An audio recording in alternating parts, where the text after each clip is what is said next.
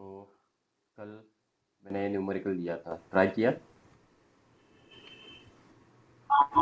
हाँ सर, लेकिन 20 gram ice को कैसे लेंगे हम? तो मैंने कल एक चीज़ बोली थी ना, दोनों को एक ही टेम्परेचर पे लेके आने की कोशिश करना सबसे पहले। लेकिन सर फिर आइस का तो स्टेट भी चेंज हो जाएगा ना। हो जाने दो ना, स्टेट चेंज हो रहा है तो हो जाने दो, कोई प्रॉब्लम नहीं है। तो देखना, तो मेरे पास क्या है यहाँ पे, 20 gram of ice eight -20 degree centigrade बराबर। ठीक है। अब मुझे इसका टेम्परेचर क्या करना है, बढ़ाना है। कितने से बढ़ाना है टेम्परेचर, कितने से बढ़ाना 20 gram water at 0 degree Celsius. बराबर। तो क्या करना पड़ेगा, 20 gram of water at 0 degree centigrade. तो हीट क्या करना पड़ेगा हमें, हीट निकालनी पड़ेगी ना वहाँ से, या हीट देनी पड़ेगी। देनी पड़ेगी। हाँ, तो हीट देनी पड़ेगी। यहाँ पे क्या होगा, हीट इज गिवन। ओके। तो वो हीट कितनी होगी, यहाँ पे चेंज इन टेम्परेचर हो रहा है तो हीट कितनी होगी, वो mc∆T बराबर। लेकिन यहाँ पे सी यस ऑफ सर। आइस होगा mc∆T। सी ऑफ आइस कितना होता है, मैंने लिख के दी थी वैल्यू, 1/2 होता है सी ऑफ आइस। और डेल्टा टी अगर देखा जाए तो चेंज इन टेम्परेचर कितना है, तो 20 डिग्री है बराबर ना, समझ रहे। Yes sir. तो यहाँ पे मुझे हीट मिलेगी 200 कैलोरीज बराबर। अब देखना, इस आइस को मैं वाटर में कन्वर्ट करूँगा तो आगे क्या होगा, 20 gram of ice at 0 degree है,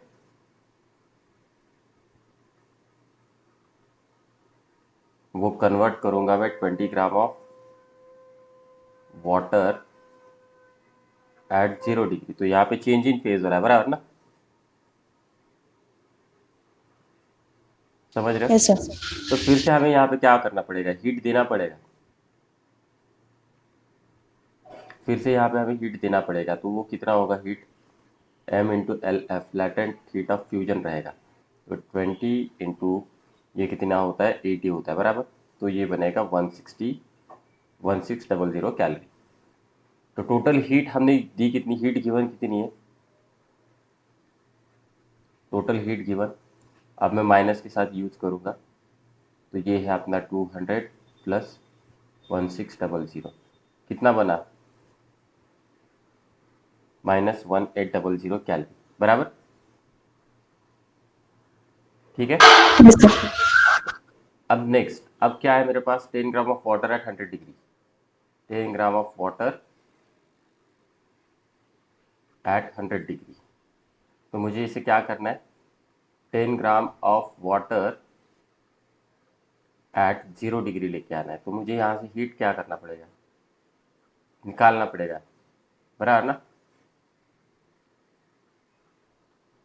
हीट हमें यस सर। निकालनी पड़ेगी। तो वो पॉजिटिव रहेगा और चेंज इन टेम्परेचर हो रहा है तो मुझे मिलेगा mc∆T। यहाँ पे सी ऑफ वाटर रहेगा मास 10, सी ऑफ वाटर 1, डेल्टा टी रहेगा 100। तो ये कितना बना, 1000 कैलोरी बराबर।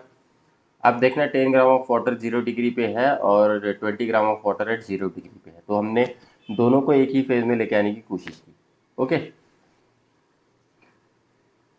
तो टोटल हीट कितनी होगी मेरे पास, क्यू टोटल, अब इन दोनों को ऐड करना पड़ेगा। तो पहले कितना है, -1800, बाद में कितना है 1000, तो कितना मिला मुझे, -800 कैलोरीज बराबर। ठीक है। तो अब देखना मेरे पास ये हीट कितनी आ रही है, -800 कैलोरी। तो इसका मतलब क्या है, अगर ये हीट प्लस में आती तो मुझे यहाँ पे टेम्परेचर इंक्रीज करना पड़ता है। ओके। लेकिन हीट निगेटिव आ रही है, इसका मतलब ये होगा कि मुझे टेम्परेचर को डिक्रीज करना पड़ेगा। I need to decrease the temperature.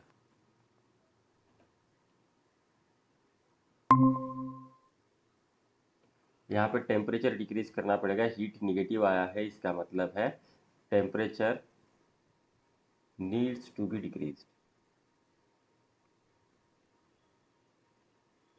और कितने से टेम्परेचर डिक्रीज करना पड़ेगा,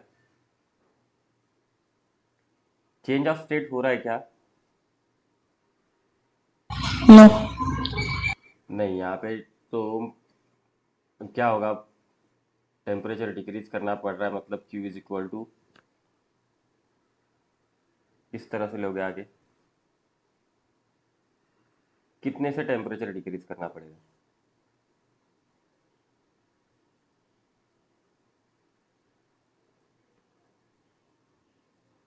MC डेल्टा T बराबर ना।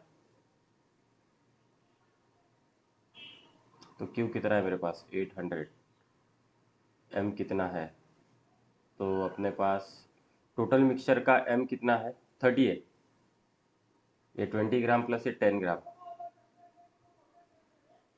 सी ऑफ वाटर कितना रहेगा 1, और डेल्टा टी कैलकुलेट करना है। अरे यहाँ पे कुछ तो गलत आ रहा है। सर 800 माइनस चाहिए ना? हाँ वो माइनस है, something is not correct here, just hold on.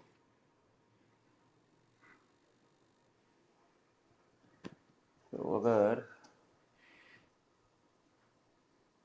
Actually अपने पास फाइनल मिक्सचर कहाँ क्या है, वो फाइनल मिक्सचर देखना, फाइनल मिक्सचर किस तरह से बन रहा है, अगर इन दोनों को ऐड कर रहा हो तो फाइनल मिक्सचर किस तरह से बनेगा, फाइनल मिक्सचर तो वो हो रहा है मेरा 30 gram of water at 0 degree centigrade बराबर ना। Yes sir. ठीक है, 30 gram of water at 0 degree centigrade है, लेकिन मेरे पास ये -800 कैलोरी आया है, इसका मुझे यूज करना है जिसकी वजह से टेम्परेचर डिक्रीज होगा। ओके, मुझे टेम्परेचर क्या करना है, उसका डिक्रीज करना है। अब थोड़ा सा क्वेश्चन की तरफ देखना है, 20 gram of ice eight -20 degree centigrade and 10 gram of water at 100 degree centigrade, मतलब ये जो मिक्सचर रहेगा ना, ये 10 ग्राम पानी जो है जो 100 डिग्री सेंटीग्रेड पे है, तो ये पूरा का पूरा तो इस 20 ग्राम आइस को यहाँ पे मेल्ट नहीं कर सकता, ये चीज़ मुझे समझ में आ रही है बराबर, समझ में आ रहा है ना ये यस चीज़। सर। तो वो इतना तो समझ में आ रहा है, मिक्सचर पूरा वाटर का होगा नहीं, mixture has to be the ice plus water. Okay, mixture has to be the ice plus water.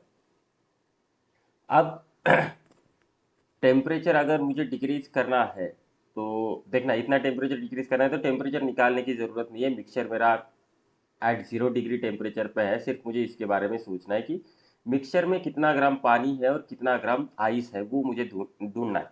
तो उसके लिए मुझे ये 800 कैलोरी का यूज़ करना पड़ेगा। तो इस 30 ग्राम में से कुछ वाटर जो है आइस में कन्वर्ट होने वाला है, कितना वाटर आइस में कन्वर्ट होगा वो फाइंड आउट कर लेते हैं हम।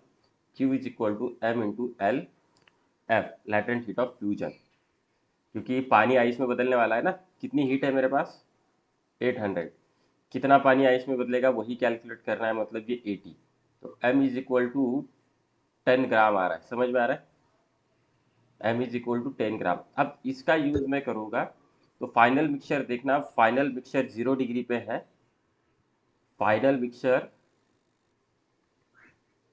Is at 0 degree centigrade. दूसरी चीज, अब फाइनल मिक्सचर में क्या क्या है, तो 20 ग्राम ऑफ वाटर है प्लस 10 ग्राम ऑफ आइस है, समझ में आ रहा है, फाइनल मिक्सचर। Yes sir. तो देखना ये थोड़ा सा आपको यहाँ पे सोच के काम करना पड़ेगा, क्योंकि मैंने यहाँ से ये सारी चीज़ें दी, क्योंकि ये जो 20 gram of ice -20 degree centigrade पे है, ये पूरा का पूरा मेल्ट होगा नहीं इस 10 ग्राम की वजह से। तो ये वाला लॉजिक मैं लगा के यहाँ पे, ये temperature needs to be decrease, लेकिन कितना कितना टेम्परेचर डिक्रीज करना है उससे कुछ लेना देना है नहीं, क्योंकि टेम्परेचर हमने ऑलरेडी ऑब्टेन किया है यहाँ पे 0 डिग्री सेंटीग्रेड, लेकिन कितना अमाउंट का टेम्परेचर डिक्रीज करना है वो चीज़ मुझे यहाँ से मिल जाएगी, ये -800 कैलोरी जो है ना, उससे मुझे मिल जाएगी, समझ में आ रहा है। Yes sir. ठीक है, फिर इसे लिख लो।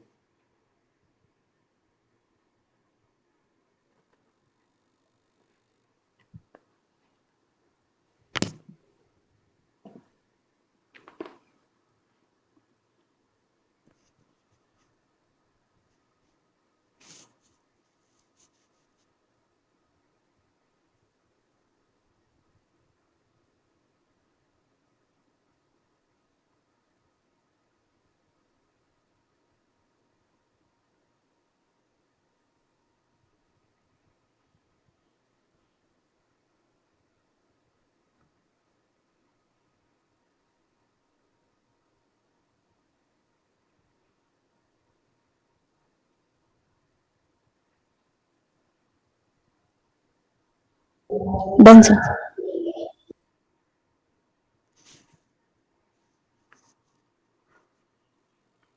ठीक है, नेक्स्ट। उसके बाद मैंने आपको एक क्वेश्चन भेजा था, 4 क्वेश्चन भेजे थे, उसमें से क्वेश्चन नंबर 1.47 ये आया? ये आया क्या?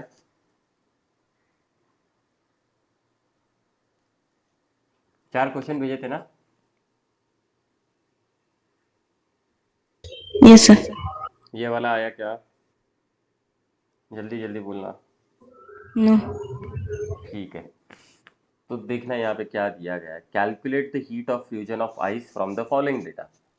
For ice at 0 degree added to water. तो हमने 0 डिग्री सेंटीग्रेड पे जो आइस था उसको हमने वाटर के साथ ऐड कर दिया। अब कुछ चीज़ें दी गई है मुझे, जैसे मास ऑफ कैलोरीमीटर है 60 ग्राम, उसके बाद mass of calorimeter plus water है 460 ग्राम। तो मैं यहाँ से मास ऑफ वाटर निकाल सकता हूँ, बराबर ना? मास ऑफ वाटर कितना होगा? 400 ग्राम। 400 होगा, वो 460 माइनस 60, तो that is going to be the 400 gram. Next आगे क्या दिया गया है मुझे? कैलोरीमीटर वाटर प्लस आइस दिया गया है, तो मैं यहाँ से मास ऑफ आइस निकाल सकता हूँ। मास ऑफ आइस वो कितना रहेगा? तो 618 माइनस 460, बराबर ना? समझ रहे हो? Yes sir. तो ये कितना आएगा? 158। This is going to be 158। अब देखना यहाँ पे प्रिंसिपल ऑफ कैलोरीमीटर लगाना है। Heat loss is equal to heat gain. Heat loss is equal to heat gain, ये वाला प्रिंसिपल लगाना है मुझे। अब मुझे बताना, हमने आइस को पानी में ऐड किया तो हीट लॉस कौन करने वाला है? हीट लॉस कौन करने वाला है? वाटर। बराबर, हीट लॉस बाय वाटर। और ये जो लॉस्ट हीट है ये कौन कौन गेन करने वाला है? तो सबसे पहले आइस गेन करेगा किसके लिए? Heat gain by ice to melt, बराबर ना? सबसे पहले उसमें से हीट जो रहेगी वो आइस ले लेगा मेल्ट होने के लिए, और उसके बाद heat gained by that melted ice or the water, heat gained by water plus calorimeter, चलेगा क्या? वाटर obtained from ice, बराबर, obtained from ice plus heat gained by calorimeter, लिख सकता हूँ ना इस तरह से? Yes sir. ठीक है, तो हीट लॉस बाय वाटर कितना रहेगा? लॉस किया है तो Q M C delta T चलेगा। तो सर एम की वैल्यू है 400, C of water is 1, delta T कितना है आगे देखना। टेम्परेचर दिया गया है, पानी का टेम्परेचर है 38 डिग्री सेंटीग्रेड और इक्विलिब्रियम टेम्परेचर है 5 डिग्री सेंटीग्रेड। तो 38 माइनस 5 लिख सकता हूँ, बराबर।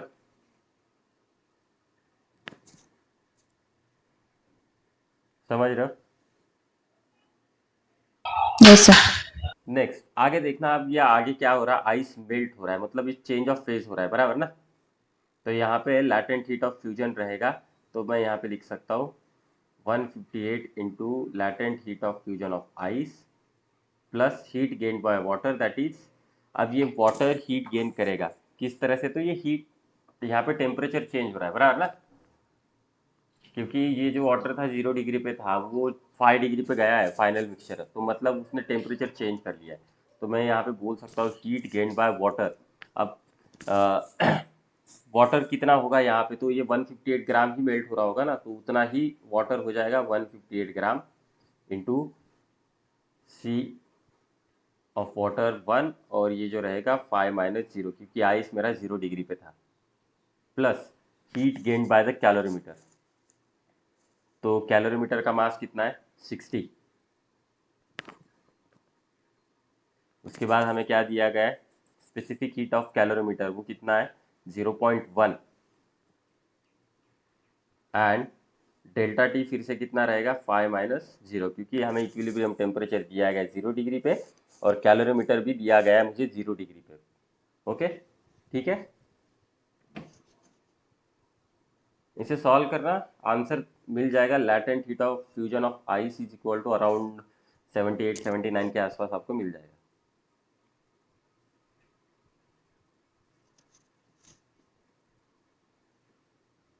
समझ में आया क्या?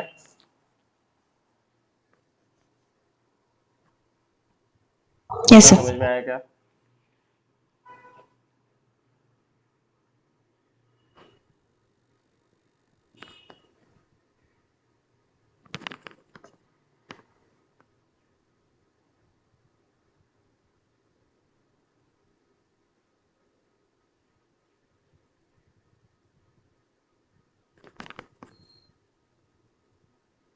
लिख लो इसे।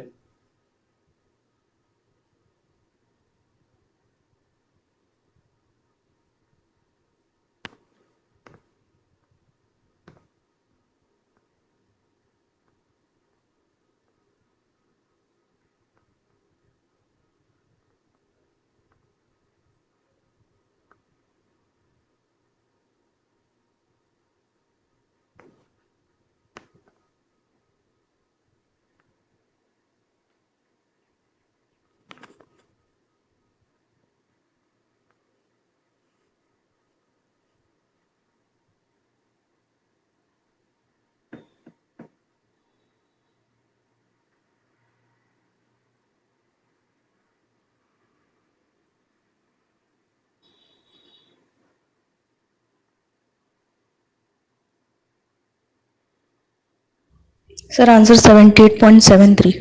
ओके, ठीक है।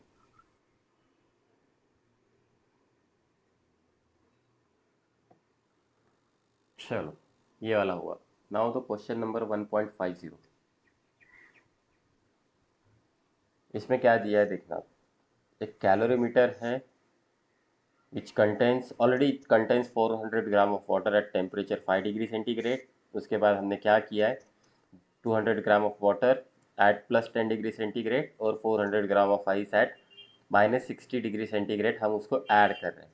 और यहाँ पे क्वेश्चन पूछा गया है find the final temperature of the contents of the calorimeter, मतलब हमें ये सिंपली इक्विलिब्रियम वाला टेम्परेचर पूछा गया है, इक्विलिब्रियम वाला टेम्परेचर पूछा गया है। अब देखना ये कैलोरीमीटर है तो यहाँ पे मुझे थोड़ा सा सोच के करना पड़ेगा। अब कुछ चीज़ें हैं ऐसे क्वेश्चन में कुछ समझना पड़ेगा। अब देखना मिनिमम टेम्परेचर कितना है, किसी भी कंपोनेंट का मिनिमम टेम्परेचर कितना है, -60 डिग्री सेंटीग्रेड, बराबर ना। Yes sir.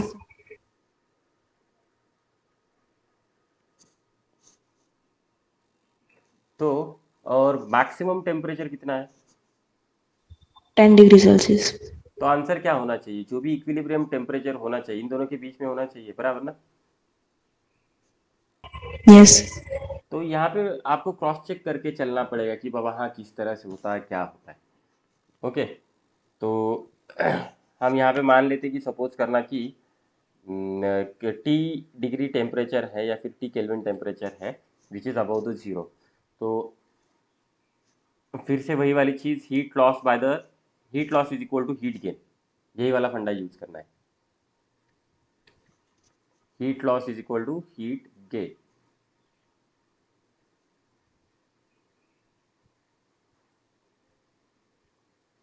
अब जरा मुझे बताना कौन कौन हीट लॉस करने वाला है। एक कैलोरीमीटर है जिसका टेम्परेचर है 5 डिग्री सेंटीग्रेड, उसके बाद 200 gram of water at 10 degree centigrade, बराबर ना। यस तो सर। ये क्या करने वाले, हीट लॉस करने वाले, और हीट गेन कौन करने वाला है, ice at 60 degree cel -60 degree Celsius. Ice at -60 degree Celsius. और कौन करेगा हीट गेन,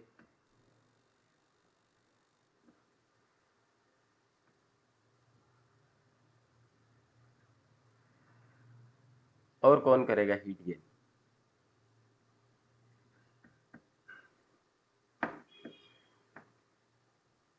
क्या लगता है और कौन करने वाला हीट गेन? कैलोरीमीटर। क्योंकि उसका टेम्परेचर कितना है, 5 डिग्री सेंटीग्रेड, तो 10 डिग्री तो ज़्यादा है ना वहाँ पे, तो वो भी तो अब हीट गेन करेगा, कैलोरीमीटर भी हीट गेन करेगा। और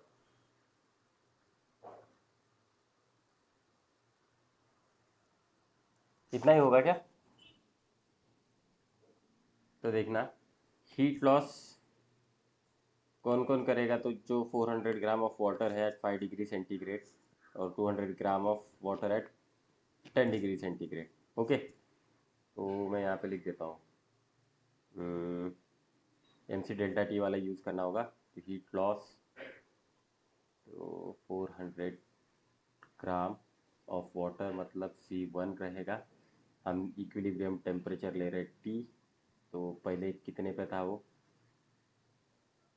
5 - T बराबर ना, प्लस उसके बाद 200 ग्राम है अपने पास, फिर से वो वाटर ही है तो इसकी वैल्यू रहेगी 1, फिर से डेल्टा टी रहेगा 10 - T, क्योंकि ये 10 डिग्री पे था। आगे, अब ये हीट गेन कौन करने वाला है?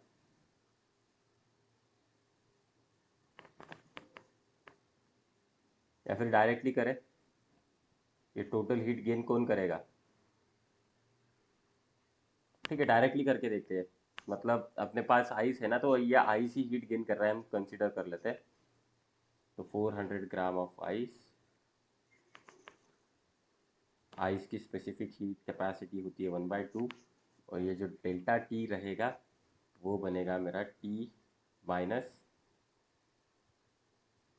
-60। ओके, ठीक है। तो ये 400 5 - T plus 200 10 - T is equal to 200 T plus 60। तो यहाँ से देखना, ये दो जीरो कैंसिल आउट होने वाले, मुझे मिलेगा 4 5 - T plus 2 10 - T is equal to 2T plus 60। और क्या क्या कैंसिल होगा, तो यहाँ से 2 2 2 कैंसिल होगा। अब मैं इसे सॉल्व कर रहा हूँ, 10 - 2T minus T is equal to T plus 60 बराबर।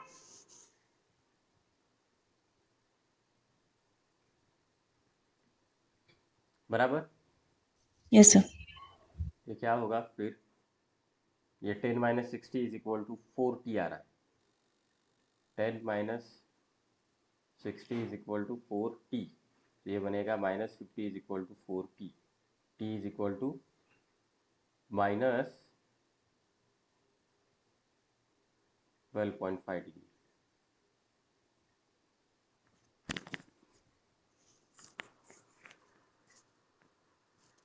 लेकिन यहाँ पे देखना, हम कुछ तो मिस कर रहे हैं, what we are missing.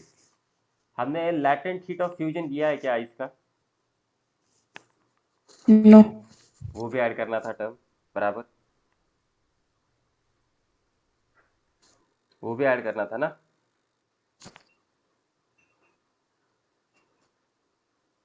Yes sir. तो मतलब यहाँ पे बनेगा ये, just hold on, 400 into 80 directly लिख रहा हूँ मैं, बाकी वैल्यूज दिए गए हैं, हम ट्रायल एंड एरर कर रहे हैं।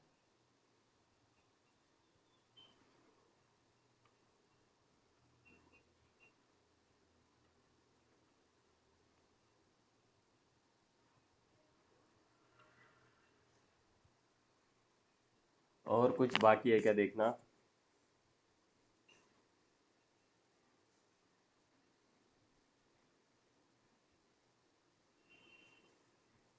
टेम्परेचर जो है वो, इसका टेम्परेचर में अगर डायरेक्टली कैलोरीमीटर का प्रिंसिपल भी लगा देते तो 10 + 60 ही बनेगा। ठीक है, आप सॉल्व करके देखते हैं इसे। तो ये फिर से कितना, ये जीरो, ये दो जीरो, ये दो जीरो, और यहाँ से दो जीरो गए, तो बहुत बड़ा बनेगा। Let's see, 4 5 - T plus 2 10 - T is equal to 2T plus 60 plus 4 into 8। फिर से अगर मैं इसे 2 से डिवाइड करता हूँ तो ये बनेगा 2 pi minus T plus 10 minus T is equal to T plus 60 plus 2, मतलब ये 160। ठीक है, 10 minus 2t plus 10 minus T, T plus 220, ये 20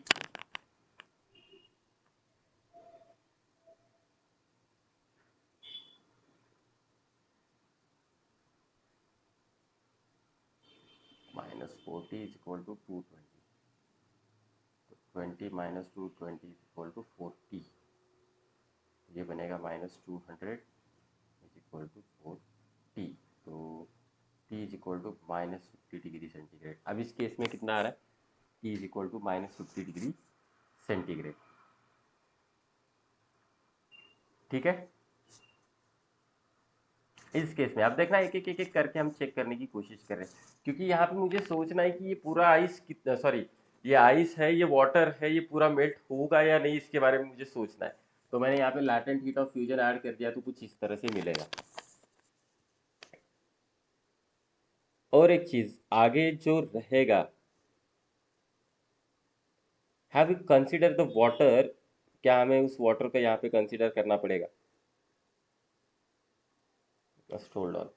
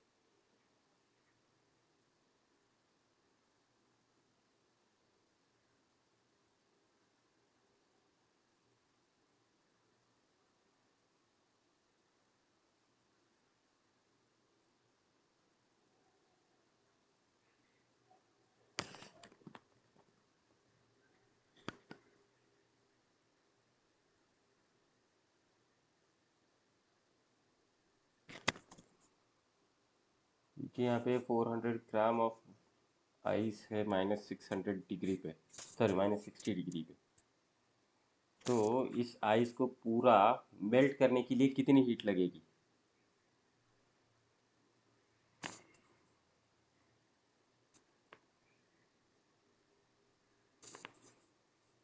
अगर देखा जाए तो क्यू एन सी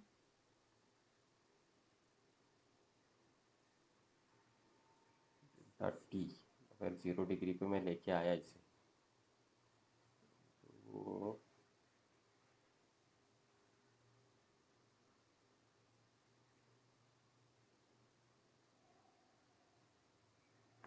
एक काम करते हैं, इसे इस तरह से नहीं करते, हमने जो प्रीवियस मेथड यूज़ किया है ना, उसी का यूज़ करते,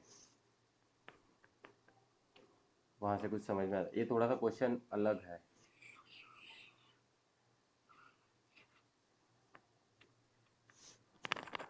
सबसे पहले हम कंसिडर करते हैं 400 gram of water at 5 degree,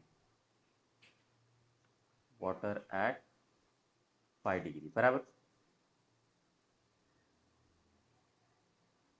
तो मुझे इसमें से हीट निकालनी पड़ेगी, तो वो बनेगा 400 ग्राम वाटर एट 0 डिग्री। मैं सबको 0 डिग्री पे लेके आने की कोशिश करता हूँ। ठीक है, तो चेंज इन टेम्परेचर है, यहाँ पे हीट मुझे निकालनी है, हीट टेकन, तो ये पॉजिटिव रहेगा, तो पॉजिटिव 400 मास C1 डेल्टा टी है अपना 5, तो ये बनेगा 2000 कैलोरी। ओके, तो ये 400 gram water at 0 degree. Next उसके बाद कितना है, 200 ग्राम वाटर एट 10 डिग्री। तो फिर से मुझे इससे हीट निकालनी पड़ेगी। हीट टेकन तो ये पॉजिटिव रहेगा, तो that will be 200 gram water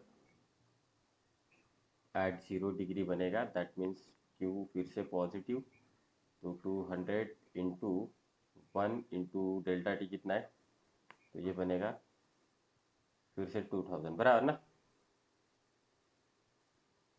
ठीक है, ये समझ रहे हो। Yes, sir. नेक्स्ट उसके बाद क्या है, ice, 400 gram ice, 400 gram ice eight minus 60 degree centigrade. तो मुझे क्या करना पड़ेगा, सबसे पहले यहाँ पे चेंज इन फेज होगा, 400 gram of ice, sorry change in temperature होगा एट 0 डिग्री सेंटीग्रेड। ये आइस ही है, तो मुझे हीट देनी पड़ेगी। हीट इज गिवन,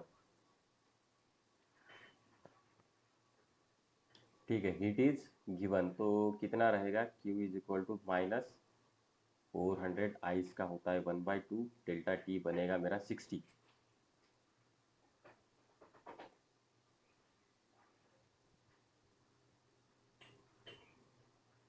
ये 12,000 बराबर ना। Yes, sir. नेक्स्ट उसके बाद क्या है, क्या करना है इसे, ये आइस हुआ ना। अब 400 gram ice at 0 degree is converted into 400 gram water at 0 degree. तो फिर से मुझे हीट इसे देना पड़ेगा, तो यहाँ पे लैटेंट हीट ऑफ फ्यूजन आएगा। तो m इंटू एल एफ के हिसाब से यूज़ करेंगे हम इसे। 400 इंटू एल एफ है अपना 80, तो कितना हुआ,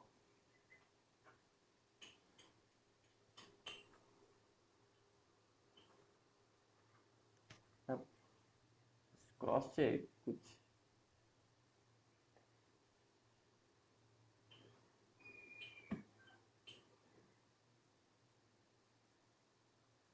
कितना आ रहा है ये, 32,000 ही आ रहा है ना। Yes, sir. तो मतलब मुझे इतना हीट देना पड़ेगा। टोटल हीट और इसमें कितना फर्क आ रहा है, तो ये तो सिर्फ 2 और 2 4,000 ही हो रहा है। 4,000, ये मेरे पास 12,000 और 32,000 है।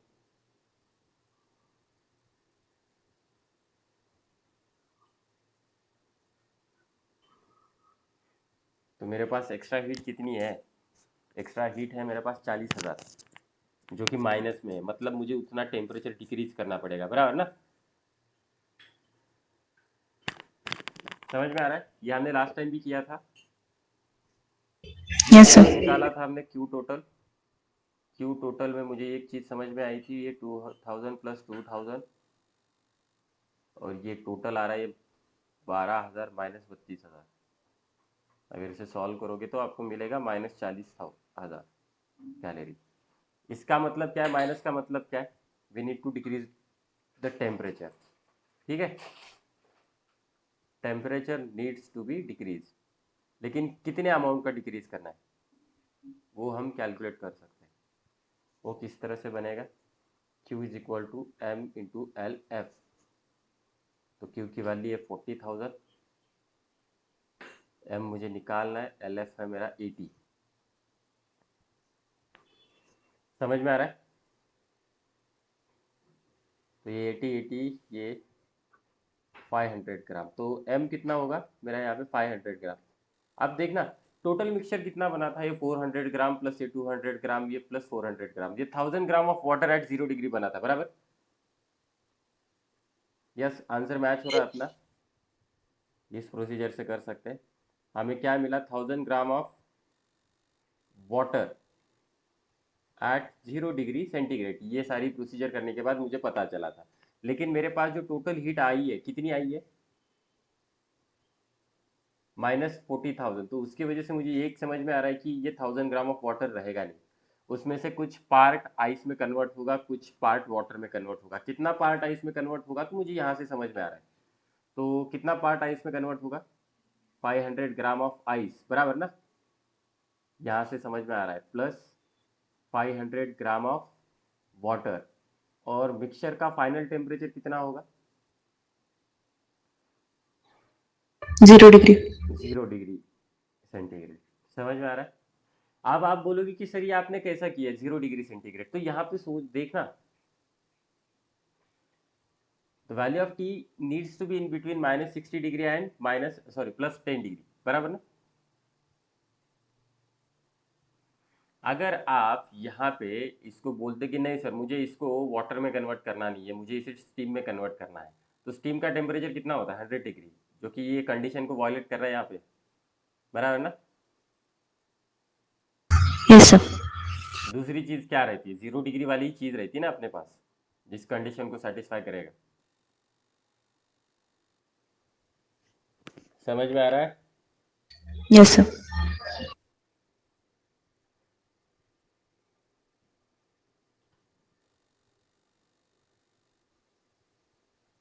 ठीक है, लिख लो इसे।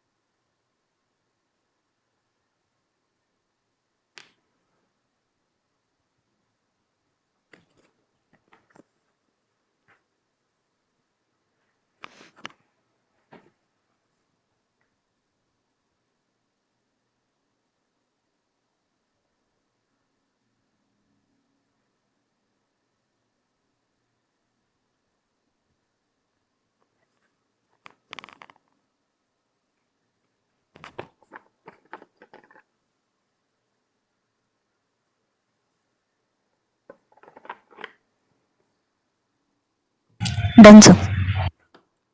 ठीक है, नेक्स्ट, वो जो, एक काम करना, 1.52 वाला ट्राई करना। ये जो अभी हमने मेथड यूज किया उसके हिसाब से करना है। इसमें क्या करना है हमें?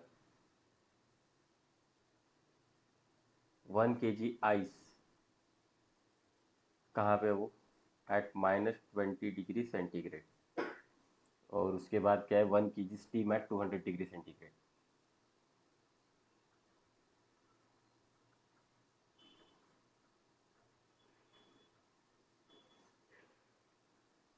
देखना ये मिक्सचर हमें पूछा गया, इक्विलिब्रियम टेम्परेचर और mixture content.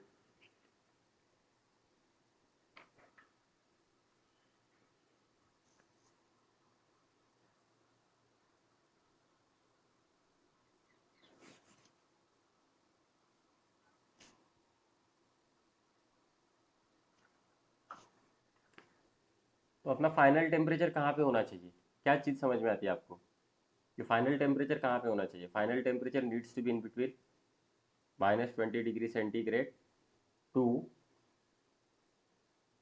200 centigrade. Degree centigrade, बराबर। तो यहाँ पे दो पॉसिबिलिटी बनेगी। एक तो आप इसको ये आइस में कन्वर्ट कर दो, सॉरी, वाटर वाटर में कन्वर्ट कर दो एट 0 डिग्री टेम्परेचर, या फिर ये सारी चीज़ को वाटर में कन्वर्ट कर देना एट 100 डिग्री टेम्परेचर। दो ही पॉसिबिलिटी बनेंगे ना? Yes sir. कौन सा वाला इजी रहेगा? तो एक काम करना, 100 डिग्री पे वाटर वाटर में कन्वर्ट करना, आइस में नहीं। क्योंकि यहाँ पे तो समझ में आ रहा है, देखना ये 1 kg आइस है, 1 kg स्टीम है, जो कि 200, तो ऑलमोस्ट वो सारी चीज़ें सेम है।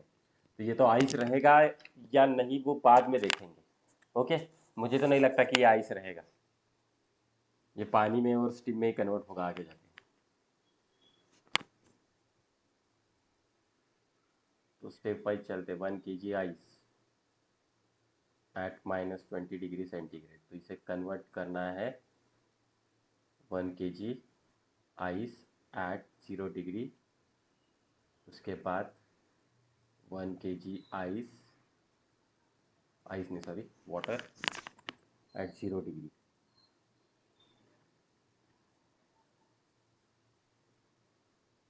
एट 0 डिग्री, उसके बाद 1 kg water at 100 degree centigrade. बराबर, यही प्रोसीजर होगी ना। Yes, sir. Next 1 kg steam at 200 degree centigrade, तो मुझे काम करना पड़ेगा, इसे कन्वर्ट करना पड़ेगा 1 kg steam eight 100 degree centigrade. Next 1 kg water at 100 degree centigrade. तो आपको यहाँ पे हीट देनी है तीनों प्रोसीजर में, और यहाँ पे आपको हीट निकाल लेनी है। You need to take out the heat and give the heat. तो यहाँ पे कितना होगा, आइस है एंड आइस का 1/2 रहेगा, स्टीम का 0.8 होता है, याद रखना। सी स्टीम 0.8 लिख के दिया था ना, 0.48, और आइस का 1/2। तो हीट टेकन आउट पर हीट गिवन 1 kg मतलब 1000 ग्राम में लेके जाना उसे। से ऑफ आइस 1/2, डेल्टा टी आ रहा है 20, तो ये 10,000 होगा यहाँ पे। नेक्स्ट यहाँ पे कितना होगा आइस, तो ये बनेगा 1000 इंटू 80, वो बनेगा 80,000।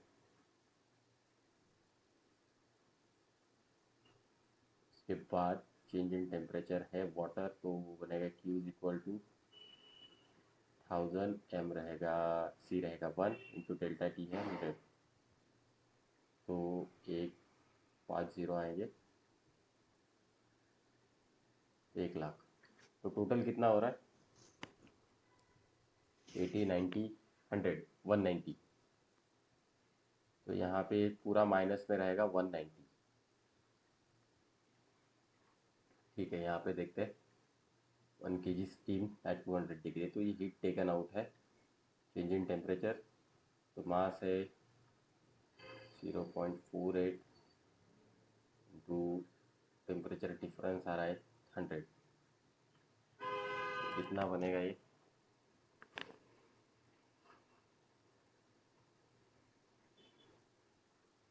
48,000। उसके बाद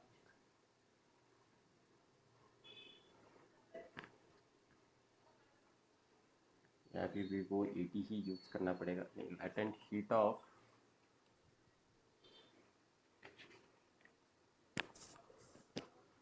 540 यूज करना है, वेपराइजेशन वाला है ना, 540 यूज करना है।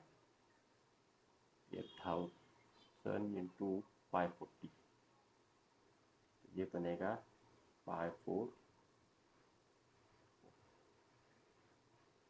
यह 5,40,000, 48,000। ये तो सारी हमने हीट निकाल ली है।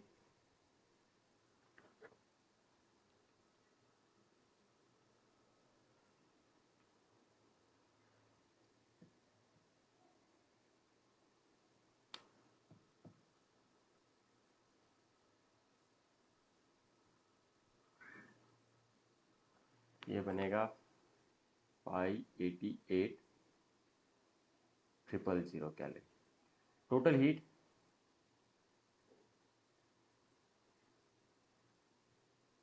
588,000 माइनस 190,000।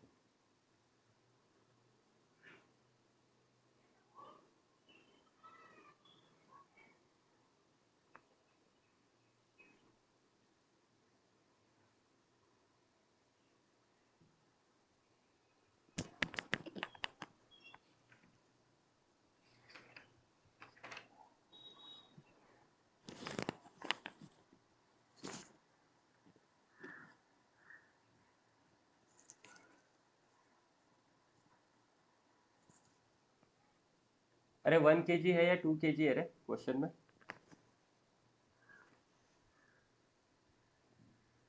1 kg। 1 kg है ना, तो ठीक है। तो इतना आया क्या? Yes sir. अब देखना टोटल हीट मेरी एक्स्ट्रा हो रही है ना, ये पॉजिटिव आ रहा है। अगर पिछले वाले एग्जांपल में देखा जाए तो ये निगेटिव आया था, इसलिए हमने टेम्परेचर डिक्रीज किया था। तो टेम्परेचर डिक्रीज किया था मतलब जो भी अपने पास मास है उसमें से पर्टिकुलर मास का टेम्परेचर डिक्रीज होने वाला था, तो वो हमने मास कैलकुलेट किया था।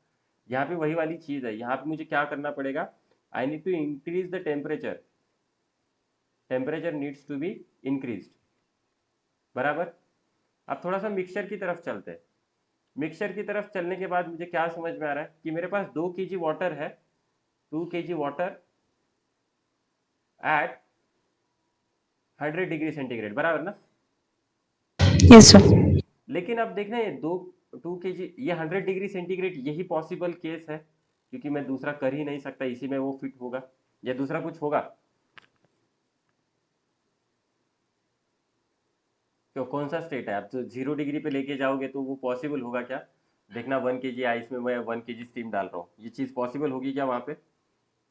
नो। नहीं। तो यही एक चीज है जो पॉसिबल हो रही है, दैट इज 100 डिग्री। तो मिक्सचर का टेम्परेचर मेरा 100 डिग्री रहेगा। अब मुझे यहाँ पे सोचना है इस 2 kg वाटर में से कितना वेपर बनने वाला है, क्योंकि मेरे पास एक्स्ट्रा हीट है। तो Q is equal to M into L, vaporization का ले सकते हैं क्योंकि वेपर होने वाला है ना।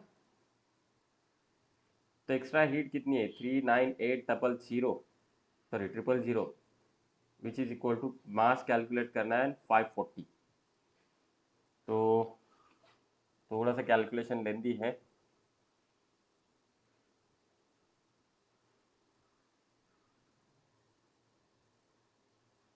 तो मुझे यहाँ पे मिलेगा 737, I will get the mass which is equal to 737 gram. तो देखना 2 kg मतलब 2000 ग्राम में से कितना मास स्टीम में कन्वर्ट हो रहा है, 737 gram mass is converted to the steam. बोल सकता हूँ क्या मैं ये? Yes sir. Just hold on, yes. तो 737 gram of mass is converted to the steam.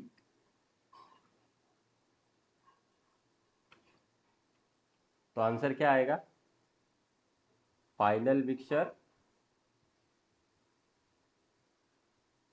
737 gram of steam plus बाकी कितना रहेगा,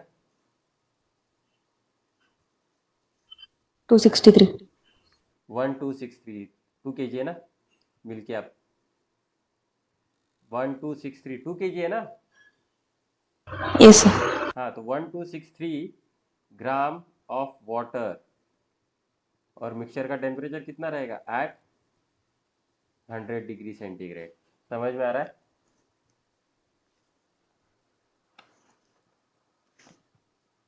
यस समझ में सर। आई ये चीज? अब क्लियर है? Yes sir. कुछ डाउट इसमें? No.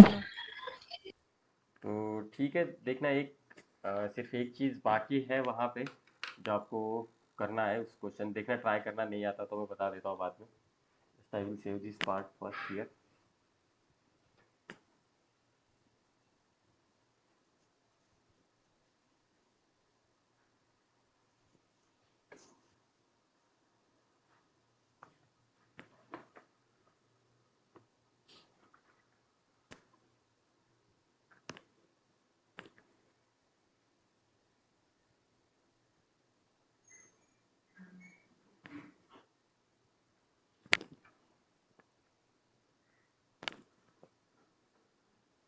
Okay, one more time.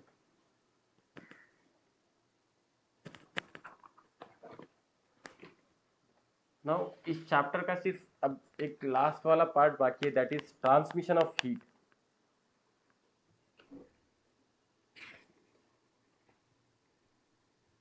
तो तीन चीज़ें मेरे पास, कंडक्शन, कन्वेक्शन एंड रेडिएशन।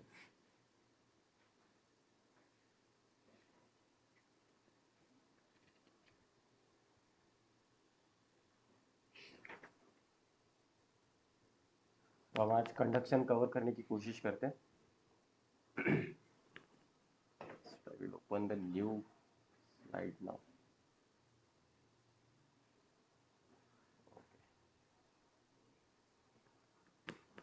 तो देखना, you can put the new heading, that is transmission of heat.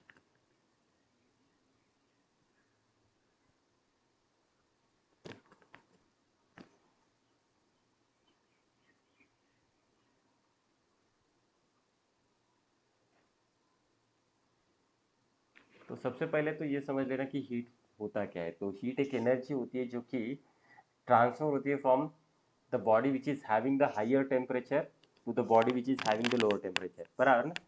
तो देखना, ये जो ट्रांसफर हो रहा है ना, तो ये हीट ट्रांसफर होने के तीन तरीके होते हैं मेरे पास। मतलब हीट इन तीनों में से किसी एक से या फिर तीनों में से तीनों वे से ट्रांसफर हो सकती है।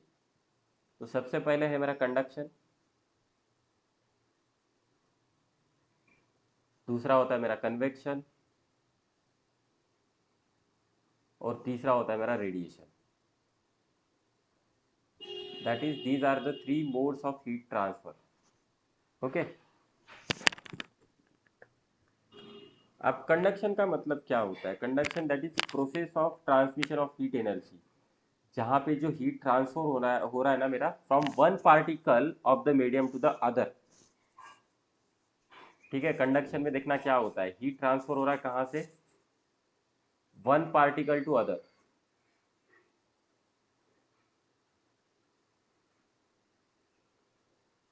ठीक है, इन अ मीडियम।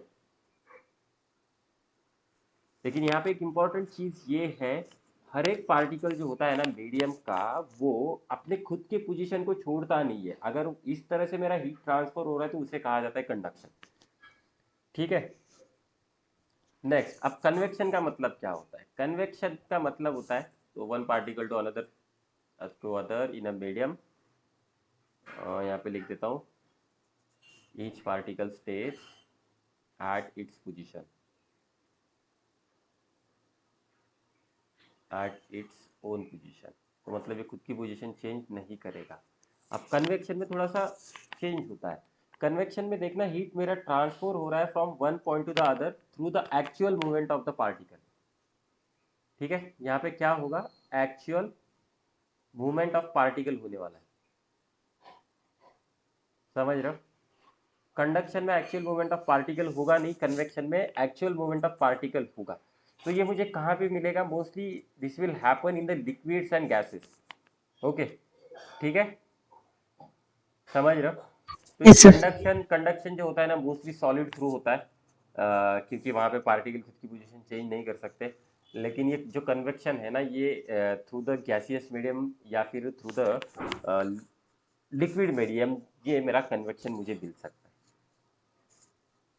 ठीक है, समझ रहे हो? Yes, sir. तो देखना, और एक चीज होती है, जो भी फ्लूइड एट हायर टेम्परेचर पे होता है उसकी डेंसिटी कम होती है। The fluid which is at higher temperature is having the lesser density. आपने पानी की टंकी देखी है? Yes, sir. पानी की टंकी में क्या होता है, जो भी अपना गर्म पानी होता है वो गर्म पानी ऊपर आने लगता है ना, और ठंडा पानी Yes, नीचे sir. जाने लगता है। तो मैं वहां से बोल सकता हूँ कि the fluid which is at a higher temperature is less dense, whereas the fluid which is at lower temperature will have the higher density। समझ रहे हो? Yes, sir. तो इसी का मतलब होता है कि जो भी फ्लूइड है, हॉट फ्लूइड है, वो ऊपर आने लगता है, और मेरा कोल्ड जो ठंडा वाला पानी होता है वो नीचे जाने लगता है। तो ये किसके हिसाब से हो रहा है मेरा? According to the convection. और एक चीज याद रखना, convection is not possible without the gravity. Okay, convection is not possible without gravity. Convection possible नहीं है विदाउट ग्रेविटी। समझ रहे हो? Yes, sir. ठीक है, नेक्स्ट रेडिएशन। अब रेडिएशन में क्या होता है, यहाँ पे मेरा हीट ट्रांसफर हो रहा है from one place to another. Actually यहाँ पे हीट किस तरह से ट्रांसफर होता है देखना, without heating the intervening medium heat transfer takes place, heat transfer takes place without intervening medium.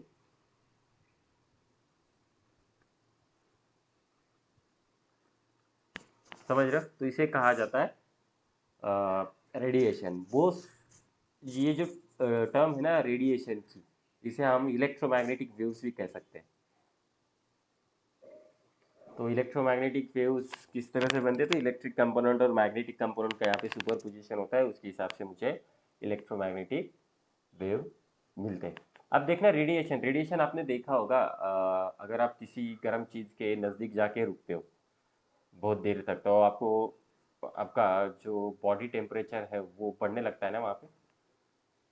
Yes, sir. तो ये किसके वजह से हो रहा है, तो this is possible due to the radiation. ये किसके वजह से हो रहा है, ये पॉसिबल हो रहा है मेरा रेडिएशन की वजह से।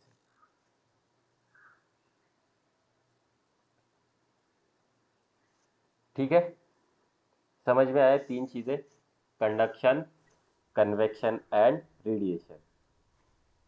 अब Yes, sir. अब कुछ चीजें हैं वो भी समझ लेते हैं। सबसे पहला पार्ट रहेगा कंडक्शन। कंडक्शन में क्या होता है देखना, कंडक्शन जैसे मैंने बोला कि ये सिर्फ सॉलिड में होगा, conduction most likely to occur in the solid. तो कंडक्शन में हीट किस तरह से फ्लो होती है, some of the points regarding the conduction.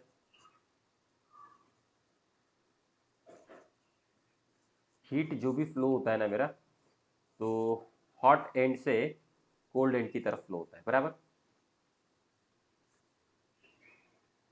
Heat flow किस तरह से होगा, hot end to cold end, बराबर ना। Yes, sir. ठीक है, और यहाँ पे क्या है, और एक चीज इंपॉर्टेंट होती है, medium is necessary for conduction. Medium is necessary for conduction, medium is necessary. Again temperature of medium increases, temperature of medium increases through which heat flows, through which heat flows।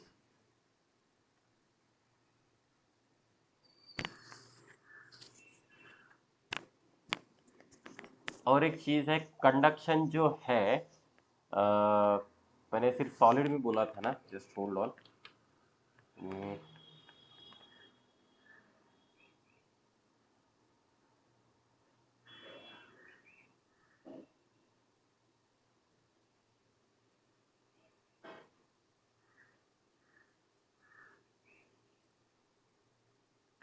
Just hold on.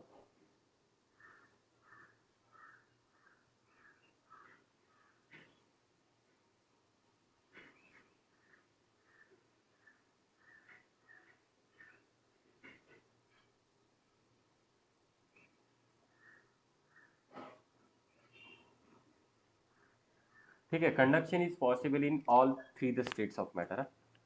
I will correct my statement, conduction is possible in all states, in all states of matter. ठीक है, हाँ यहाँ पे एक चीज बोलना भूल गया, in solid only conduction takes place, ये उल्टा बोल दिया था मैंने। In solid only conduction takes place, मतलब सॉलिड में मुझे कन्वेक्शन और रेडिएशन नहीं मिलेगा, in solid only conduction takes place. ठीक है,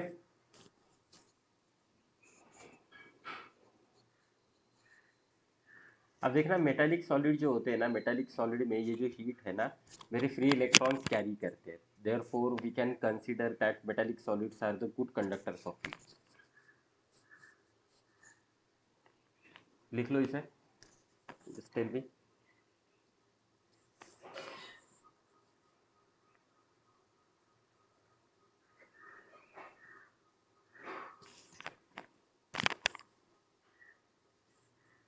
Done, sir. The next part is conduction through the metallic rod.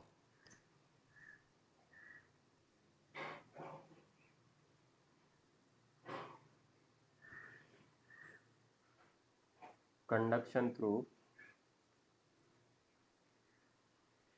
metallic rod.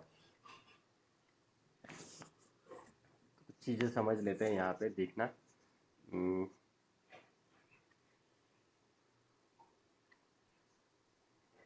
कुछ इस तरह से मेटालिक रॉड है अपना।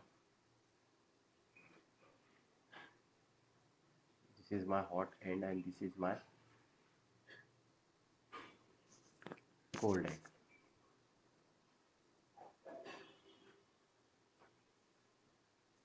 ओके, तो मेरा हॉट एंड है ये, और ये मेरा कोल्ड एंड है। अगर इस तरह से हो तो हीट मेरा ट्रांसफर होगा। ये मेटालिक रॉड है, यहाँ पे हॉट एंड है और कोल्ड एंड है, और इस हॉट एंड और कोल्ड एंड में मैं मेटालिक रॉड लगा रहा हूँ। तो देखना, due to the hot end क्या होगा,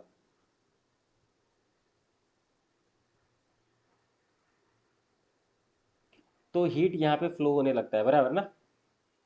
किस तरह से फ्लो होगा heat, from hot end to Hot द end to cold end. Cold end, बराबर। तो देखना, थोड़ा टाइम जाने के बाद वहाँ पे होता क्या है, टेम्परेचर जो होता है ना रॉड का, तो हमें दिखता है कि वो थोड़ा सा डिक्रीज होने लगता है from hot to the cold face in uniform rate. Okay, समझ रहे हो क्या हो रहा है, Yes, देखना। sir. After sufficient long time the temperature within the rod found to be decreased from hot to cold phase in uniform rate. At this time, the temperature of every cross section of the rod becomes constant, and in this state, no heat is absorbed or no heat is absorbed by the rod. मतलब ये क्या है पता है क्या? तो initially ये temperature किस तरह से होगा मैं बताता हूँ। अपना रॉड है, सिंपल वाला लॉजिक यहाँ पे हम लगाते हैं। तो यहाँ पे अगर इस साइड पे आप टेम्परेचर मेजर करोगे तो यहाँ पे कुछ टेम्परेचर मिलेगा T1। फिर आगे यहाँ पे टेम्परेचर मेजर करोगे तो टेम्परेचर कुछ इस तरह से मिलेगा T2, फिर T3, बराबर ना। इसी तरह से होगा ना स्लोली। Yes, sir. तो ये इस तरह से आपको ग्राफ मिलेगा एक सिंपल। लेकिन ये कब, ये ट्रांजिएंट स्टेट में अगर ले ले। ड्यूरिंग स्टेडी स्टेट क्या होता है, स्टेडी स्टेट में देखना, स्टेडी स्टेट में ये टेम्परेचर सब जगह पे सेम होता है। अगर आप किसी भी जगह पे टेम्परेचर मेजर करने की कोशिश करो तो सबका टेम्परेचर आपको सेम मिल जाएगा। तो वो होता है मेरा स्टेडी स्टेट। सब पार्ट का टेम्परेचर क्या होना चाहिए, यहाँ पे सेम होना चाहिए ड्यूरिंग द स्टेडी स्टेट। समझ में आ रहा है? Yes, sir. ठीक है, तो देखना आप, एक टर्म होती है that is called as temperature gradient. आप ग्रेडियंट जैसे ही हम बोलते तो होता क्या है वो ग्रेडियंट, मैंने इसके पहले भी बोला था, अगर मैं लेंथ से डिवाइड कर दूं तो मुझे क्या मिलने वाला है, ग्रेडियंट मिलने वाला है, बराबर ना। ठीक है ना। Yes, sir. तो कुछ इस तरह से होगा टेम्परेचर ग्रेडियंट। देखना, the next part is the temperature gradient. काम की चीज है ये।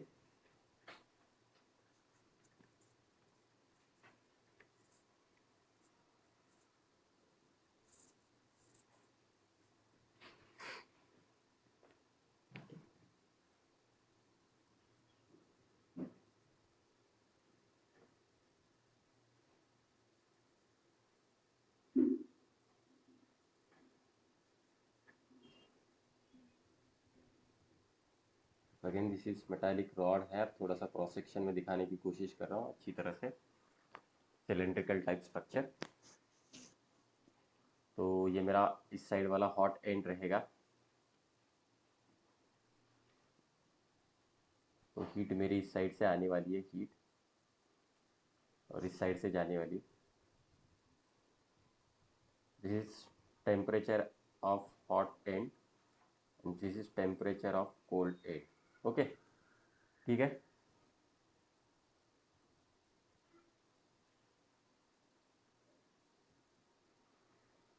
तो देखना, ये जो डायरेक्शन ऑफ हीट फ्लो होता है ना through the conductor at any point, this direction is going to be the perpendicular to the isothermal surface. Direction of heat flow through the conductor at any point is perpendicular to the isothermal surface. Now what is isothermal surface? The surface Having having same temperature. all points at the same temperature is called as the isothermal temperature. तो देखना, मैं यहाँ पे एक isothermal surface लेने वाला हूँ, यहाँ पे सबका टेम्परेचर सेम होगा, यहाँ पे भी एक आइसोथर्मल सरफेस लेने वाला हूँ, लेकिन यहाँ पे देखना टेम्परेचर कितना होगा, थीटा होगा, और इस पर्टिकुलर पॉइंट पे टेम्परेचर कम होगा, बराबर ना। या आगे वाले सरफेस पे टेम्परेचर क्या होगा अपना, कम होगा, और कितना कम होगा, तो वो होगा थीटा माइनस डेल्टा थीटा। समझ में आ रहा है? Yes, sir. तो और इन दो सरफेस के बीच में मैं डिस्टेंस ले रहा हूँ delta x. Now I am interested in the temperature gradient. Temperature gradient का मतलब क्या है, change in temperature divided by length. तो चेंज इन टेम्परेचर लेना है मुझे, change in temperature divided by change in length ले सकते हो, या फिर change in length, change in length बराबर चेंज इन टेम्परेचर किस तरह से निकालेंगे, final temperature minus initial temperature divided by change in length. ये थीटा थीटा कैंसिल हो जाएगा, मुझे कितना मिलेगा, delta theta by delta x, बराबर ना। समझ रहे हो? Yes, sir. The temperature gradient, और यहाँ पे जो निगेटिव साइन हमें दिख रहा है ना, this sign shows that the temperature decreases as the distance X increases in the direction of heat flow. बराबर, जैसा जैसा डिस्टेंस मेरा बढ़ता रहेगा in the direction of the heat flow, तो मेरा टेम्परेचर क्या होगा, डिक्रीज होगा। समझ में आ रहा है ये? Yes, sir. ठीक है, तो ये हुआ मेरा टेम्परेचर ग्रेडियंट। अब मैंने टेम्परेचर ग्रेडियंट क्यों निकाला है, तो just I want to define the law of thermal conductivity. The next part is the law of thermal conductivity.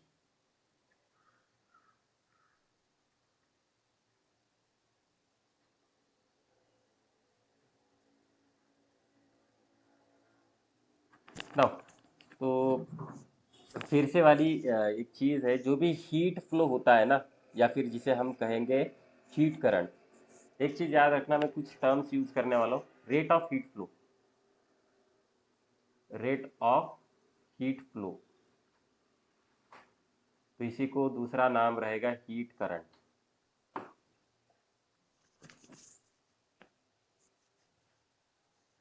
तो हमें तो एक चीज़ पता है कि जो भी हीट ट्रांसफर होने वाली है, वो ट्रांसफर किस तरह से होगी, from hot end to the cold end, बराबर ना। हीट किस तरह Yes, से sir. ट्रांसफर होगी, from hot end to the cold end. और जो भी मेरा रेट ऑफ हीट फ्लो है, तो मैं उसे कंसीडर करने वाला हूँ एच। ये क्या रहेगा, एच। अब रेट ऑफ हीट फ्लो है ना, तो मैं लिख सकता हूँ delta Q divided by delta T, चलेगा। रेट है ना with respect to time, heat, ये डेल्टा क्यू में ले रहा हूँ, तो that is rate of heat flow और हीट करंट। ये जो है ना, ये कुछ इस तरह से मुझे मिला है, that H, this H is directly proportional to the cross sectional area, जो भी हम क्रॉस सेक्शनल एरिया लेने वाले हैं उसको डायरेक्टली प्रोपोर्शनल है। Then it is directly proportional to the temperature difference, directly proportional to the temperature difference and inversely proportional to the thickness। मतलब जो भी हम थिकनेस कंसीडर करने वाले हैं, ये उसको इन्वर्सली प्रोपोर्शनल है, तो मोस्टली थिकनेस अपना डेल्टा एक्स बन जाएगा यहाँ पे।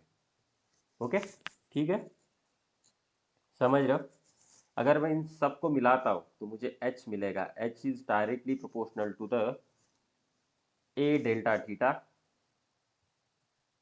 ए डेल्टा थीटा डिवाइडेड बाय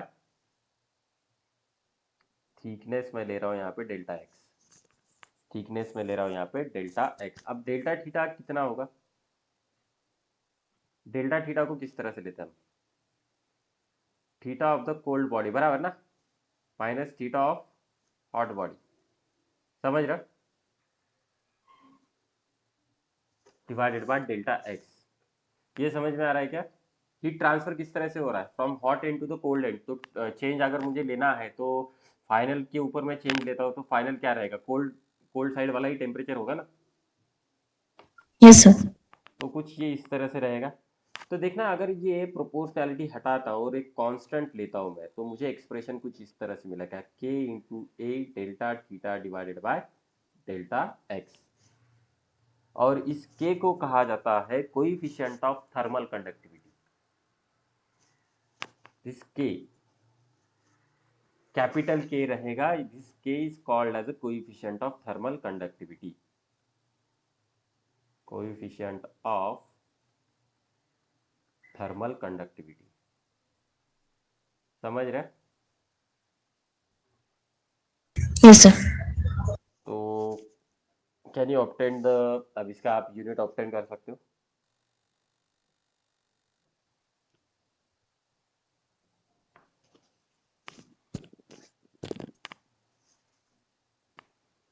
कर सकते हो ना, टेम्परेचर है, एरिया है, ग्रेडियंट है, रेट ऑफ हीट फ्लो है, तो वहाँ से हम इसका ऐसा यूनिट ऑब्टेन कर सकते हैं। Plus one more thing, unit to obtain the dimensions. तो ये मोस्टली होता है वाट पर मीटर पर केल्विन में। ओके, के का जो यूनिट होता है ना, ऐसा यूनिट, वो मोस्टली होता है मेरा वाट पर मीटर पर केल्विन, या फिर बनेगा जूल्स पर सेकेंड पर मीटर पर केल्विन। ठीक है,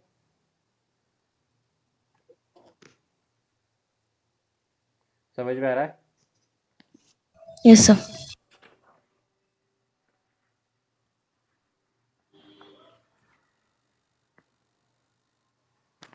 वन मोर थिंग, अब ये जो हमने लिया है ना, ये temperature gradient, negative temperature gradient, इसके ऊपर थोड़ा सा ध्यान देना, ये इंपॉर्टेंट होता है ड्यूरिंग द कैलकुलेशन। मैं ये जो पर्टिकुलर इक्वेशन है delta theta by delta x, मैं इसे डिफरेंशियल फॉर्म में लिख सकता हूँ। I can write down this equation in the differential form. किस तरह से लिखते हैं डिफरेंशियल फॉर्म में? एच की जगह पे मैं लिखूंगा D delta Q by delta T, बराबर ना? Delta Q by delta T is equal to minus, अब मैं माइनस साइन भी ले रहा हूँ, माइनस के ए, ये डेल्टा थीटा। अब जब मैं माइनस साइन लेता हूँ ना डेल्टा थीटा, तो आपको यहाँ पे ये डेल्टा थीटा लेना होगा, theta hot minus theta cold, बराबर? Yes, sir. तो ये थोड़ा सा उल्टा लेना पड़ेगा, तब जाके आप ये माइनस साइन ले सकते हो। मैं इसे डिफरेंशियल फॉर्म में लिख सकता हूँ, that is D Q by D T is equal to minus K into A D theta by D X, D theta by D X. So this is the differential form.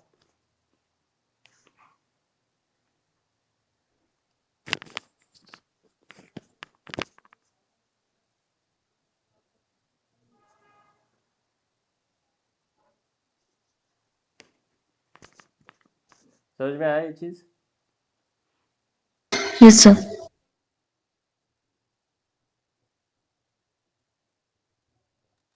तो thermal conductivity क्या है? What is thermal conductivity? Coefficient of thermal conductivity क्या होता है?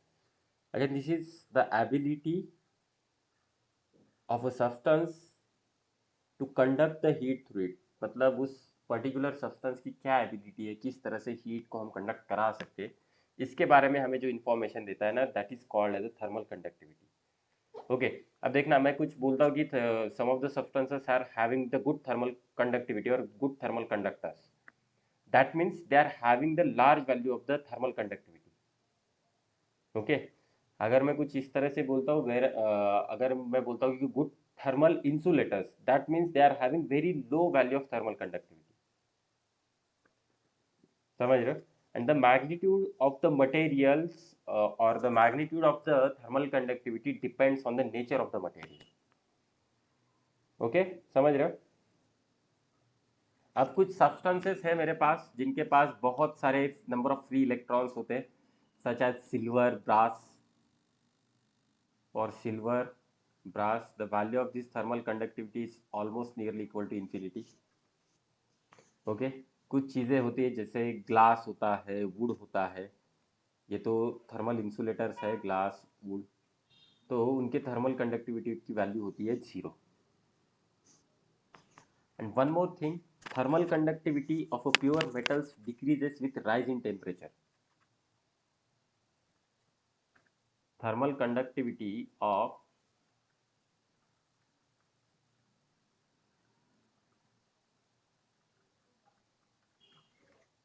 of pure metals